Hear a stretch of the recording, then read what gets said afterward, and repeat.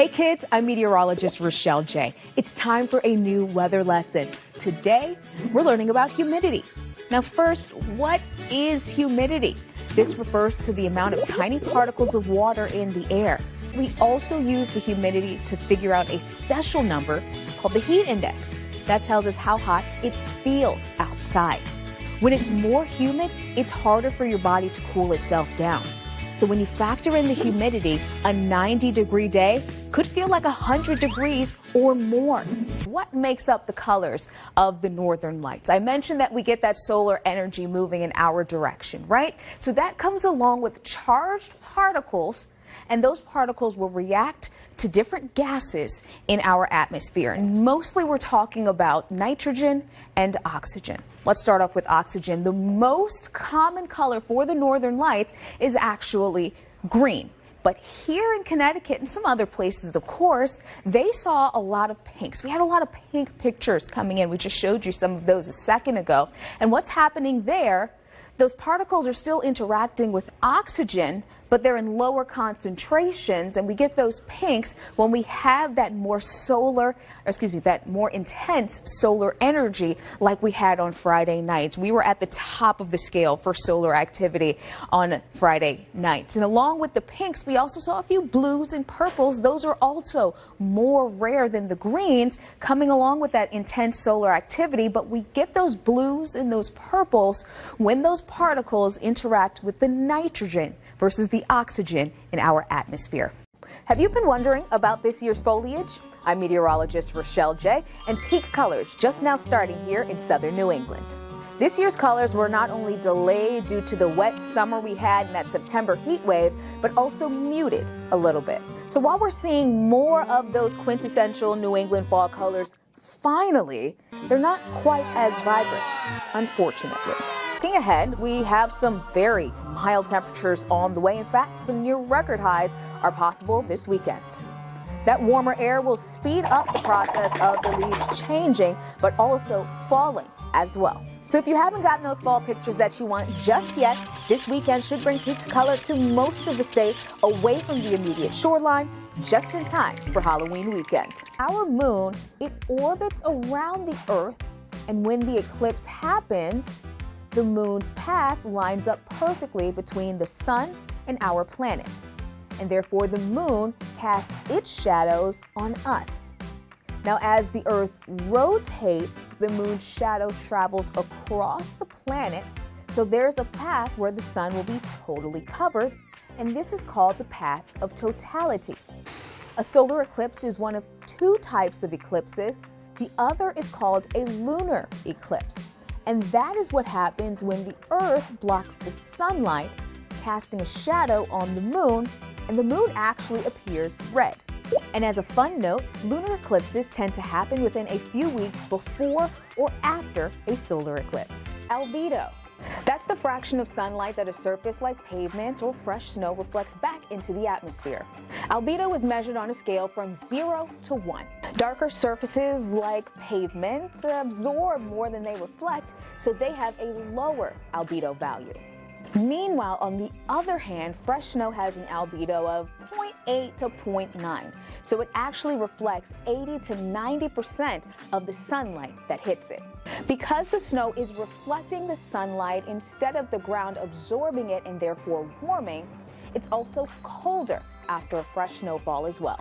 Sunlight actually passes through more of the atmosphere during times of sunrise and sunset. With that, blues and purples, those colors that come from the sunlight, we have the visible spectrum. Remember Roy G. Biv, so BIV, those blue, indigos, and violets, they have shorter wavelengths. So during these times when sunlight is passing through the atmosphere at sunrise and sunsets, those colors, they actually scatter out, and that's what leaves us with the reds, oranges, and yellows. Roy.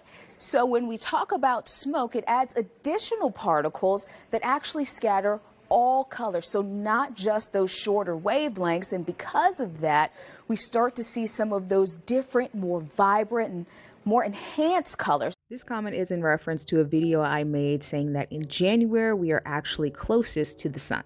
Here's what's going on. Almost every planet in our solar system has what's called an axial tilt. So the North Pole to South Pole axis is tilted away from 0 degrees. Obliquity is just another word for axial tilt, and for us here on Earth, our current tilt is 23.4 degrees and is decreasing very, very slowly. So we have seasons on Earth not due to our proximity to the sun in our orbit, but due to this axial tilt. The tilt doesn't change as we head through the year and through the orbit around the sun, but what changes is which pole is tilted toward and away from the sun, and therefore gets more or less direct solar energy. When we're talking about high pressure, that comes with clockwise rotation, which means we are getting some winds coming out of a northerly direction with that high pressure just to the north of us. So what's going on, especially in and around the Hartford area, is something that's called cold air damming. So remember, I just said that we have that clockwise rotation. So we've got winds coming out of the north and east. That pulls in some cooler air that actually gets trapped into the valley. And cold air, it's dense. It's hard to get that to move versus warmer air, which is a little bit on the less dense side. Early in January, the Earth reaches its closest point to the sun in its orbit, an event called perihelion. The word derives from Greek peri, meaning close, and helios, meaning sun. Earth's orbit around the sun is a little bit different from year to year, so the date and time of perihelion will also change annually. These differences are due to gravitational forces from other planets and even our moon. These orbital variations are called eccentricity and measured on a scale from 0 to 1. A value of 1 means that the orbit is more elliptical, while closer to 0 means that orbit is more circular. But it is all about the track, that classic snowstorm track. If that happens, we could be talking about measuring the snow here in feet. However, if the storm track is a little bit farther off to the east, the heaviest snow moves off to the east, and that's a more offshore track. But if we bring that snow track a little bit farther inland, the heaviest of the snow will be to our west and north. Did you know that only some of our trees have leaves that change colors? For all the pretty colors of autumn, the trees we want to look at are called deciduous trees. Now say that again with me. Deciduous trees. These trees have big, wide leaves, and there are plenty of species that fall into this category, like maple, oak, and birch, and they're all commonly found right here in our state. The best conditions for the best colors, that happens when the weather is cool, sunny, and dry. So when there are lots of clouds, or if it's too warm or too damp, we won't see the same level of vibrant colors, which is definitely a bummer.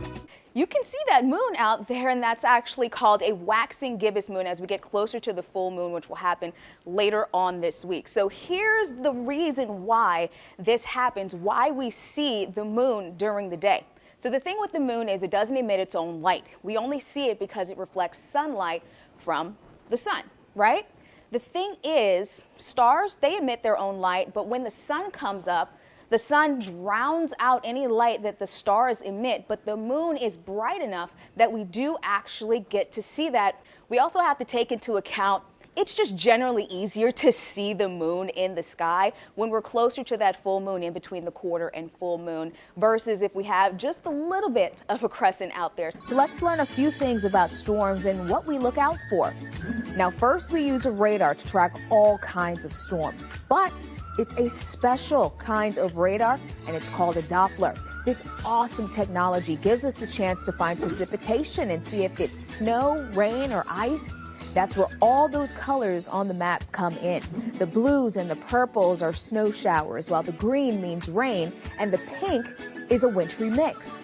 The darker colors mean that the rain is getting heavier, and if you see yellow and red on the map, those are really strong storms. That's when it's time to head back inside, so this is a really handy tool when trying to forecast severe weather.